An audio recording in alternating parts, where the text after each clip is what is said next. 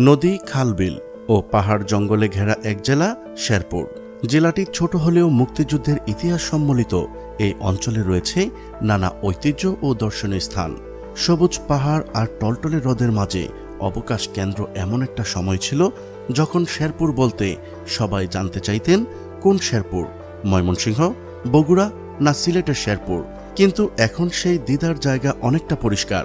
গজনী অবকাশ কেন্দ্র এবং মধুটিলা ইকো পার্ক শেরপুরের পরিচিতি বাড়িয়ে দিয়েছে অনেক গুণ। শেরপুর জেলার ইতিহাস, ঐতিহ্য ও অর্থনীতি নিয়ে আমাদের আজকের আয়োজন। আজকের ভিডিওটি আমাদের নিয়মিত দর্শক নারী নক্ষত্র এবং অনিক সাহার অনুরোধে নির্মিত। চলুন শুরু করা যাক। শেরপুর ভারতের মেঘালয়ের কোলঘেঁষা ময়মনসিংহ বিভাগের একটি জেলা।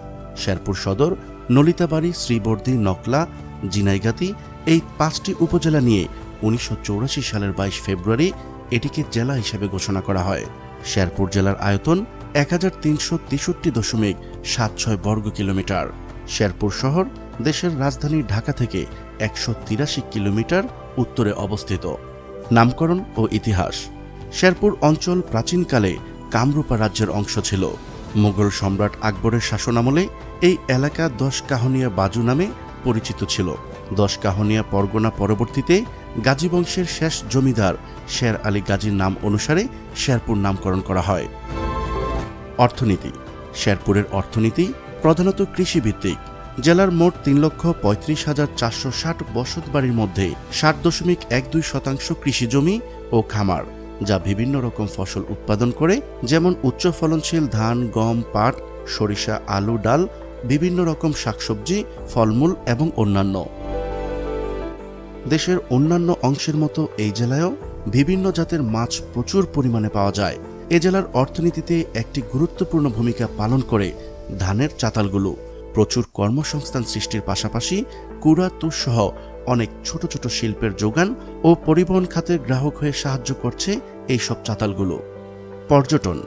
পর্যটকদের খুব সহজেই আকৃষ্ট করে শেরপুর জেলার ঝিনাইগাতির গজনী অবকাশ কেন্দ্র, নলিতাবাড়ি মধুটিলা ইকো পার্ক, পানিহাতা, তারানি ও শ্রীবর্দীর রাজার পাহাড়ের প্রাকৃতিক সৌন্দর্য।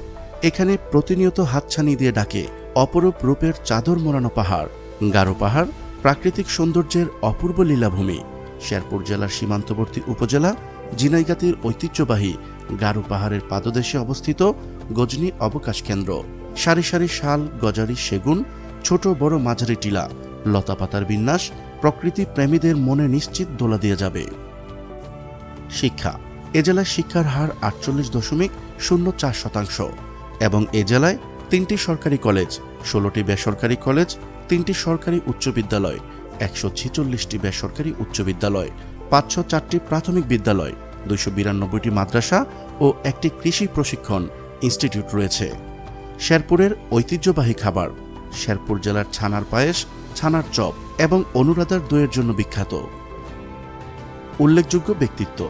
ভাষা সৈনিক বদরুল আলম, 21 পদকপ্রাপ্ত শিক্ষাবিদ শ্যামলী নাসরিন চৌধুরী, ক্রিকেটার নিগার সুলতানা, বিশিষ্ট বাংলাদেশি নারী রাজনীতিবিদ মতিয়া চৌধুরী।